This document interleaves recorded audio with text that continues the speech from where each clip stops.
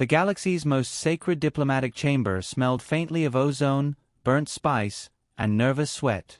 1,000 meters above a white dwarf, suspended in artificial gravity and reinforced silence, the grand hall of Accord's spine gleamed with ceremonial sterility. Polished obsidian floors reflected 22 alien delegations. Some had eyes. Some had tentacles. Some had translators that coughed and sparked when faced with sarcasm. At the heart of the hall stood a circular table, massive enough to hold egos, wars, and broken treaties. And at one end sat Earth's representative, stirring cream into his coffee. Ambassador Elias Wren looked impossibly relaxed. One leg crossed over the other, posture loose, eyes calm. His suit was crisply Terran, charcoal with silver thread at the cuffs. A small Terran flag pin gleamed on his lapel, modest, almost forgettable.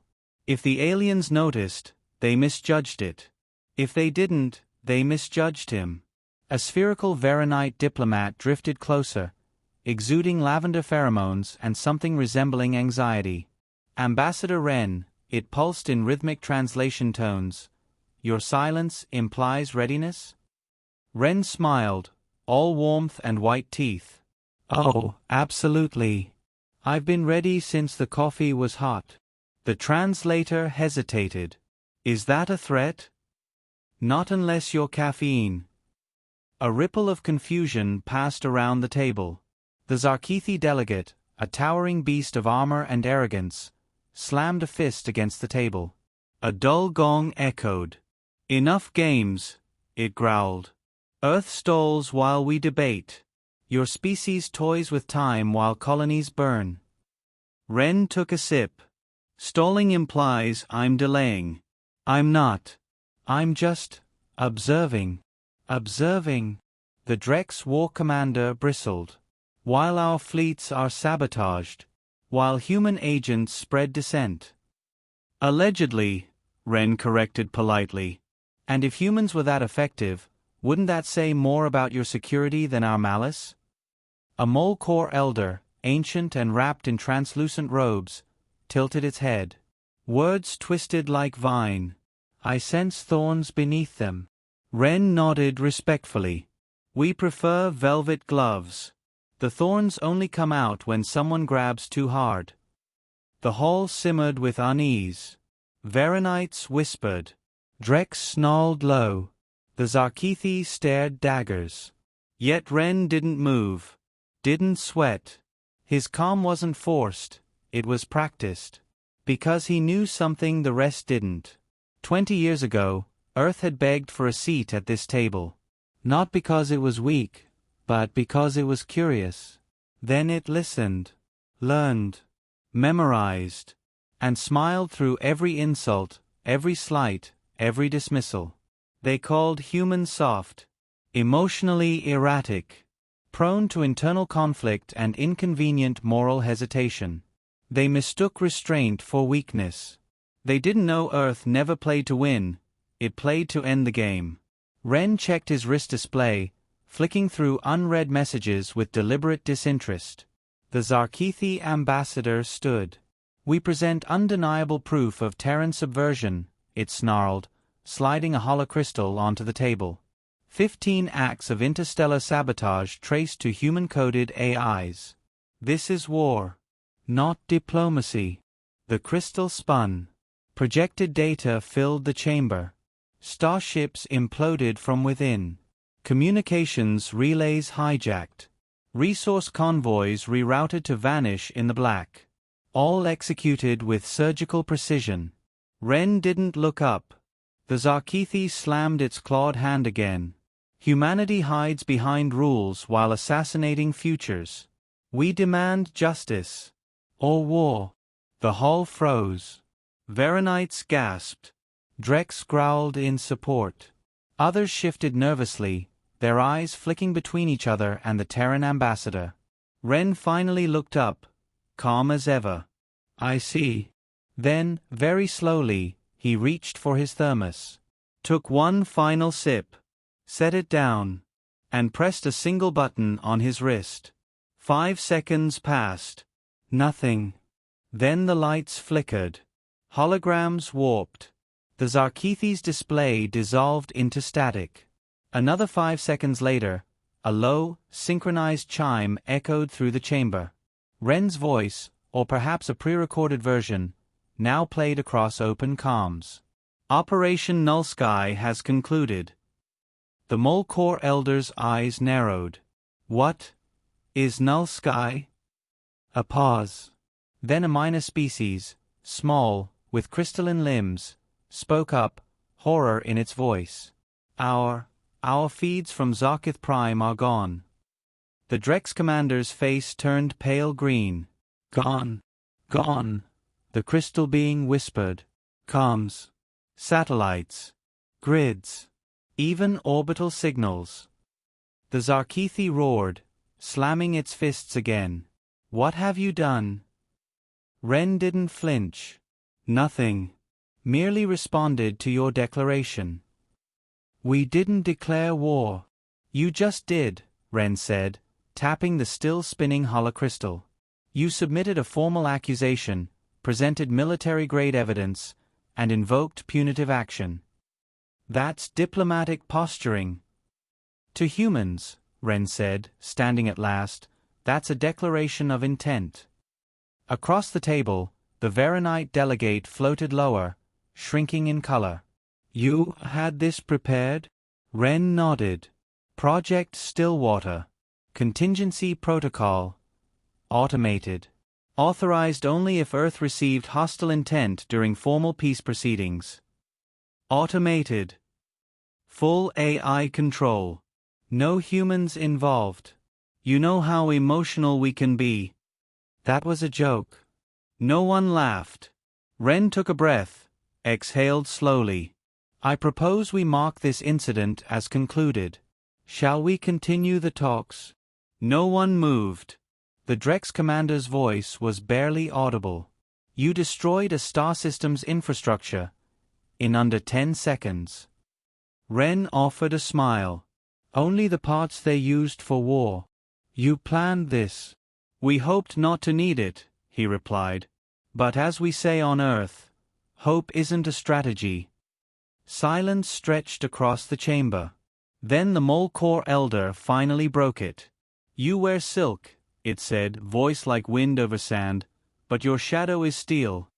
Ren gave a slight bow. Earth believes in peace. Strong, quiet peace. But don't mistake quiet for weak. The Zarkithi stared, still seething, but its rage was hollow now. Ren sat back down, reset his thermos lid, and looked around the table. Well, he said, his tone light, if no one else wants to declare war this morning, I suggest we move on to Agenda Item 2.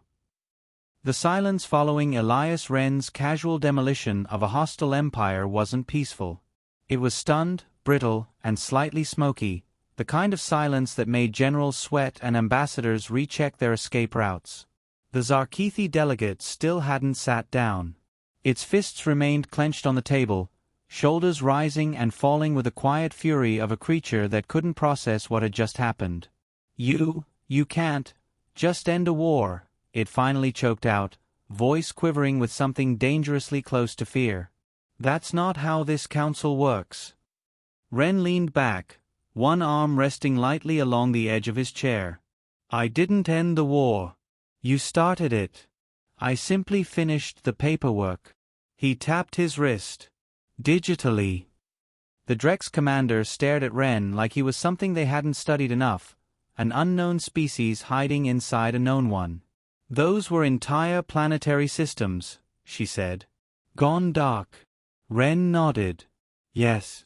Precisely the number required to prevent escalation. Anything less and your friend here, he gestured at the still shaking Zarkithi, might have mistaken mercy for opportunity. The Veronite representative turned a soft shade of gray-blue. You executed a military response during peace proceedings. No, Ren replied calmly. I executed a defense. You don't get to drop accusations, call for punitive action, and then clutch pearls when someone responds. The Mole Corps elder tilted his ancient head. Preemption is a sharp blade, Ambassador. Ren's voice didn't change. It's only sharp if you trip on it. We prefer to keep ours sheathed. Across the table, a chorus of murmurs erupted. The lesser species, those who once saw Earth as a quirky, mid-tier curiosity, were recalibrating centuries of assumptions in real time. One representative, barely 3 feet tall and covered in bioluminescent spines, whispered to its neighbor. They acted in 5 seconds. No warning. No hesitation. They didn't need warning, the neighbor replied. They were never negotiating. They were waiting. The Zarkethi tried to speak again, voice hollow. You've committed an act of genocide. No, Ren said, sharp enough to cut steel.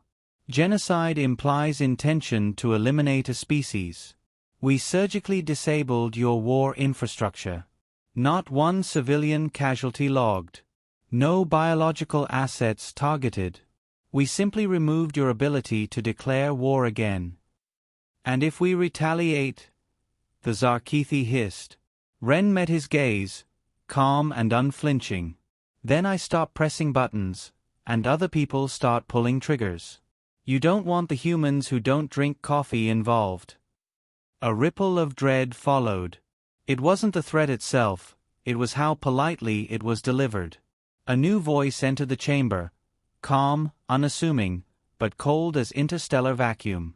May I confirm, on behalf of the Drex War Consulate, that Earth has deployed a fully autonomous strategic defense system, capable of precision engagement without biological oversight? Ren nodded. You may.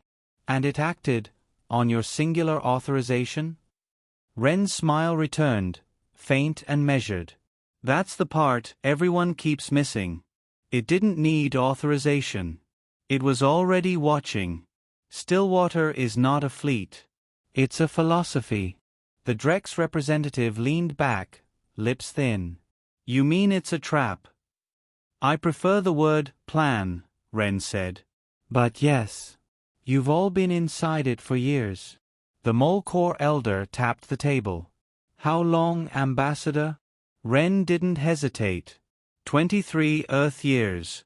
Ever since our first invitation to this council. That landed like a black hole. The Veronite delegate shifted in the air, voice faint. You were playing the long game. We were playing your game, Ren corrected. We just followed the rules better than you did. There was a pause as the meaning settled over them. Slow, creeping, irreversible. Earth had never been passive. It had never been naive. It had been measuring. Measuring reactions. Measuring threats. Measuring which species would flinch first when the mask slipped. Then why pretend? The Zarkethi asked finally. Why waste years on diplomacy if your guns were already cocked? Ren looked at him, not cruelly, not angrily, just with a deep, infinite patience that was far worse. Because the only thing scarier than a violent species is one that knows how to wait. The chamber dimmed slightly as the light shifted above. A subtle signal. Council time limit approaching. The conversation had gone off script, violently so, but no one dared call it back. You've disrupted the balance, the Drex muttered. No, Ren said. We've clarified it. The Zarkethi ambassador sat down, finally, the fight drained from him. Ren folded his hands. Now that the emergency has been addressed, shall we return to the formal agenda? No one responded. So he continued. Item 2. Trade route protections. Earth proposes a shared sensor net spanning the Void Corridor. In light of recent events, we assume there'll be less resistance. A few shaky nods. No one objected. Not anymore. The meeting limped forward, hollow and mechanical. Delegates agreed to Earth's proposals with record speed. No one asked for revisions. The Veronites even signed 3 months ahead of schedule. No one dared press further about Stillwater. Or retaliate. Or even question Earth's place at the table. The humans hadn't just earned their seat, they'd engraved it. As the session concluded, Ren tapped his wrist once more. A silent message pulsed from his device. One word: stabilized. It didn't go to Earth. It went to a satellite 500 light-years away, disguised as a research array. That satellite, in turn, sent another message. One Earth's internal systems would recognize as the green light for Phase 2. The next phase didn't involve war. It involved ownership. As the council began dispersing, the Mole Corps elder floated closer. "You fear chaos," it said. "But you wield it like a scalpel." Ren gave a small shrug. "Fear keeps it sharp." The elder bowed slowly. "Then you may yet be what this galaxy needs. Or what it deserves," Ren murmured under his breath.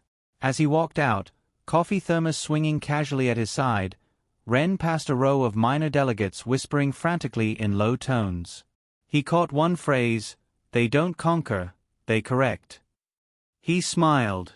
Not because it was true, but because that's exactly what Earth wanted them to believe. There's a moment, after the dust settles, when people stop fearing you out of instinct, and start fearing you out of understanding. That moment had arrived. Elias Wren sat alone in the observation deck of Accord's spine. The galaxy turned slowly beyond the transparent wall, quiet, empty, and endless.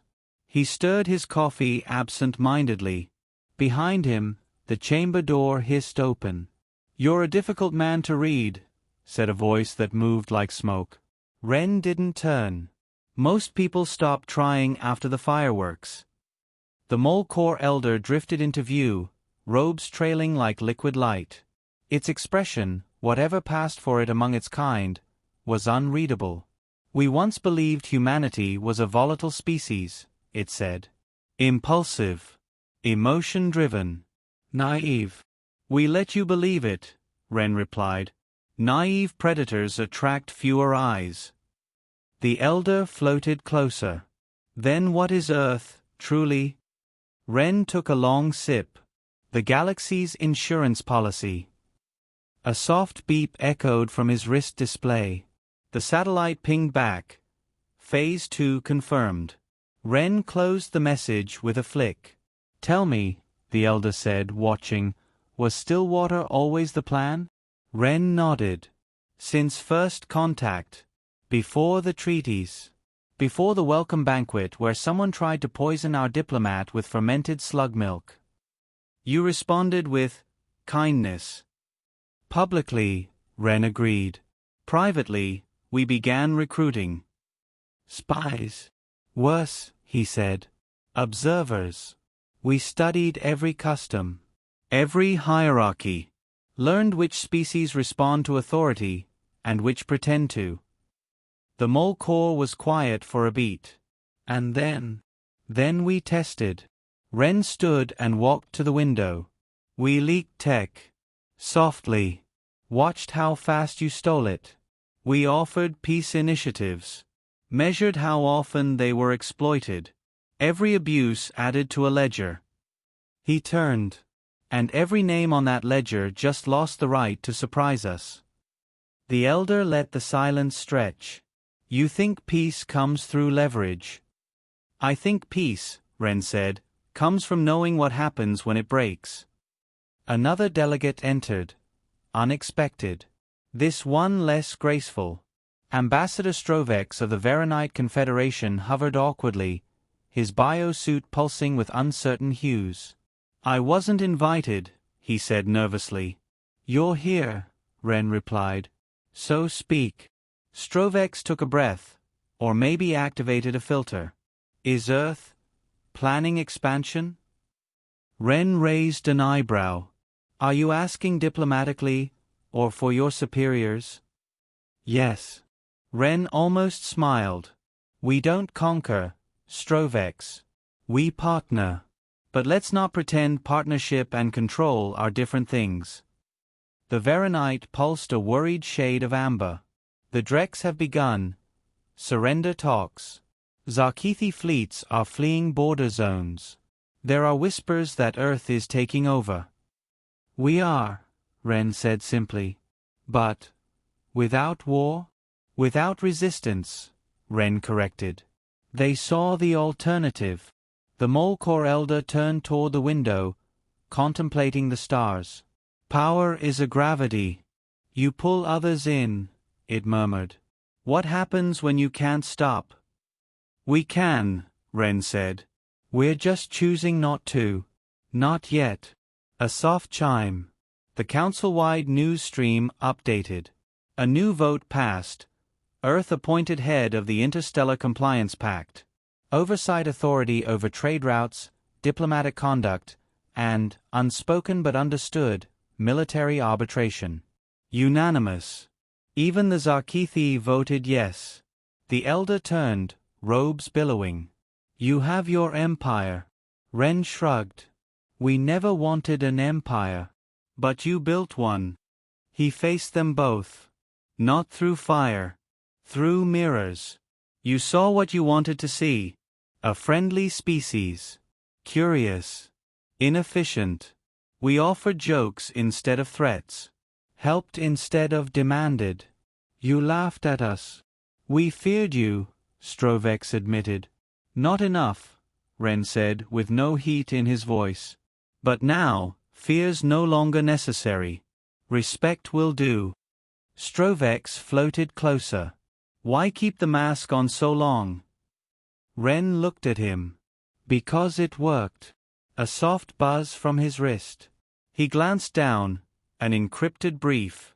Zarkithi industrial grid offline. Resources rerouted. Proxies installed. Public believes it's diplomacy. Ren closed the message.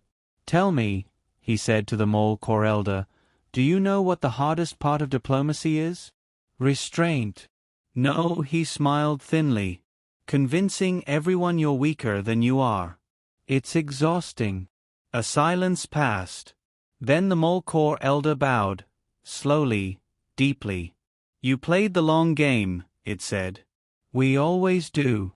And the end game? Peace, Ren said. On our terms.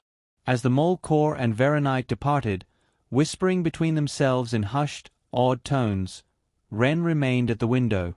Below him, the galaxy turned. Quiet now. Listening. Not because Earth demanded it, but because Earth had proven what happened when it didn't. He sipped his coffee. It was still warm. In the days following the summit, the galaxy didn't breathe, it held its breath. No declarations. No skirmishes. No protests from the usual voices. Trade resumed, treaties were signed, and even the most stubborn empires voted in favor of restructuring. All under a single, quiet condition. Earth would oversee it. Not lead. Not command. Just oversee. A polite word. The kind humans liked to use when they'd already won. Ambassador Elias Wren sat in the treaty chamber now, flanked by two human aides. One handled data streams. The other monitored translation errors. Both were silent. Both were former military. The Veronites arrived first, their envoy gliding across the glass floor like a jellyfish in formal wear. This time they bowed. Not as a courtesy, out of necessity. Ambassador Wren, the delegate said, tones more careful than ever. We have reviewed Earth's revised trade regulations. We find them acceptable. Wren smiled faintly. That's very cooperative of you. The Veronite hesitated. Are they permanent? Peace isn't permanent, Wren said, signing the agreement. But good habits can be. The Drex followed. Once bloodthirsty, now unusually diplomatic. Their war leader was gone, replaced by a cautious strategist who nodded, said little, and agreed to everything without raising his voice. They offered a gift, a rare asteroid forged from neutron-rich metal, once meant to power weapons. Now, a tribute. Wren accepted it with a nod. We'll use it for research. Civilian projects only, of course. The Drex delegate didn't dare challenge the tone behind, of course. By midday, 14 systems had signed revised agreements. The same galaxy that once laughed at humanity's idealism now traded over logistics with the subtle terror of accountants calculating which mistake might get their moon shut off. None of it felt like war. It felt like order, with just enough ambiguity to keep everyone obedient. Between meetings, Ren stepped into his private suite aboard Accord's spine. It wasn't luxurious, Earth-preferred optics of humility, but the walls were reinforced. Every panel soundproofed. A silent ping hit his wrist. Incoming. Earth command. Phase 2 update. Ren answered with a blink. A secure voice filtered through. Smooth, genderless, absolutely Earth. Phase 2 integration on schedule. Zarkithi manufacturing fully rerouted through human-aligned corporates. Drex trade routes now pass through Earth-controlled relay stations. Push forward, Ren said. Quietly. The appearance of equality matters. Understood. Final approval for Phase 3 awaiting your confirmation. He hesitated, then asked, Is there resistance? Only in places where they think we're still pretending. Ren smiled. Then let's remind them we never were. Later, during a lull, he walked the observation corridor. Alien diplomats passed him now with subtle nods and folded gestures of respect. Not friendship. Recognition. He stopped at the far end where an old ally stood waiting. The Molcor elder. You came without summons, Ren said. I was curious. Curious how it ends. It doesn't, Ren replied. It evolves. The elder studied him. You've replaced conquest with paperwork. Is that better? Better is subjective. But it's quieter. The elder floated closer. And what becomes of peacekeepers who no longer need to keep peace? They keep score. The Molcor's eyes narrowed. So this was always about power? No, Ren said. It was about control. Power is loud. We chose precision. The elder drifted in thought. Some say humanity has no soul left. Then they haven't looked close enough, Ren replied. Or maybe they looked, and didn't like what they saw. Before the elder could respond, Ren's wrist lit again. Another encrypted message. Zarkithi territories now under Earth economic stewardship. Rebellion status. Neutralized. Population pacified via infrastructure dependency. He closed it without a word. The final meeting of the day was ceremonial. All major factions present. A new interstellar compliance pact, Earth's blueprint, unanimously passed. The charter used neutral words. Oversight. Cooperation. Efficiency. But every line carried a human fingerprint. No weapons in orbit without Earth approval. No AI networks without Terran code verification. No faster-than-light comms unless routed through Earth satellites. Every planet would remain sovereign. On paper. As the session closed, the Drex strategist approached. You made it look easy. It wasn't, Ren replied. What was the hardest part? Getting Earth to agree we could be this version of ourselves. The Drex was quiet. Then, I fought humans once. Before all this. Thought you were slow. Disorganized. Emotional. We are, Ren said. But we aim. As the hall emptied, Ren remained seated, alone at the massive circular table. He took out his thermos. Poured the last of the coffee. It was lukewarm, but he didn't care. He sipped. Outside the window, the galaxy glittered. Quiet. Structured. Monitored. Not enslaved. Not conquered. Owned. Peace had come. Not through diplomacy. Not through weapons. Through inevitability. A final message came in. This one brief. Initiate Phase 3? Ren stared at the stars a long time before answering. Then he typed 2 words. Not yet.